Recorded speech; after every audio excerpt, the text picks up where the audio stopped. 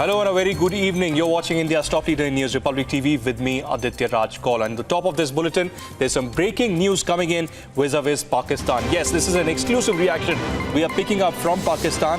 A confused and frustrated Pakistan is now reacting to India's INS Arihant completing the first deterrence patrol.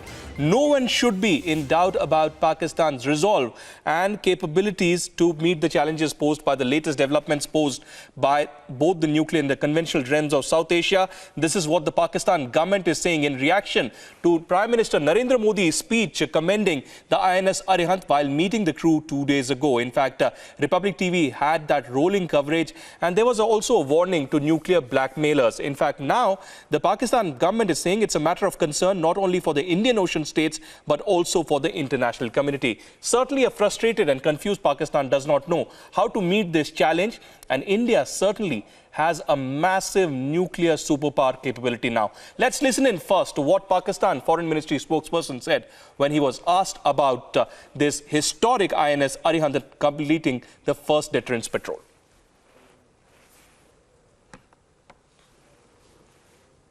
We have taken note of the self-congratulatory messages following the first quote-unquote deterrence patrol of the Indian nuclear submarine.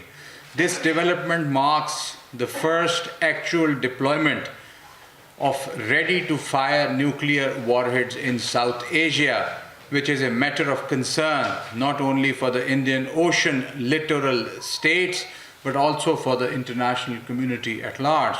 The bellicose language employed by the top Indian leadership highlights the threats to strategic stability in South Asia and raises questions about responsible nuclear stewardship in India. The increased frequency of missile tests by India, aggressive posturing and deployment of nuclear weapons calls for an assessment of the non-proliferation benefits resulting from the Indian membership of the MTCR. Pakistan is committed to the objectives of strategic stability in South Asia and believes that the only way forward for both the countries is to agree on measures for nuclear and missile restraint. At the same time, no one should be in doubt about Pakistan's resolve and capabilities to meet the challenges posed by the latest developments. This is a reaction coming in from the Pakistan government. This is the first reaction to India completing that first deterrence patrol. In fact, remember Prime Minister Narendra Modi, those visuals on your screen, had met the crew of the INS Arihant, and it had sent a very positive message across the country. And now Pakistan reacting, a very obvious statement from a country which has backed terror for a very long time. Snehesh Alex Philip, my colleague and deputy editor, putting things into perspective, joining us on this broadcast. Snehesh, it was expected that Pakistan will react in such a way. A confused state which does not even know, a difference between begging and begging will preach us on the nuclear capabilities. How do you see this statement from Pakistan government? Well, Aditya, this statement is on expected lines, and there's no doubt about the fact that Pakistan is completely spooked by the development that has taken place. Remember that India now has joined the elite league of just 5 countries which have the capability of completing the nuclear triad. And remember that we have the capability to now launch a nuclear missile from air, from land, and even under the water.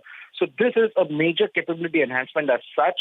But remember that Pakistan and the Prime Minister Narendra Modi had himself sent out a clear message to Pakistan when he said that this is a message to even to those countries who drop the nuclear word at every drop of a hat.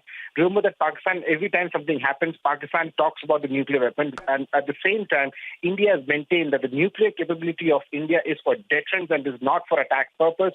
India continues to follow the no first use policy when it comes to nuclear weapons. At the same time, Aditya, it's also important to underline the fact that when India plans out its war games, nuclear weapons are never part of it.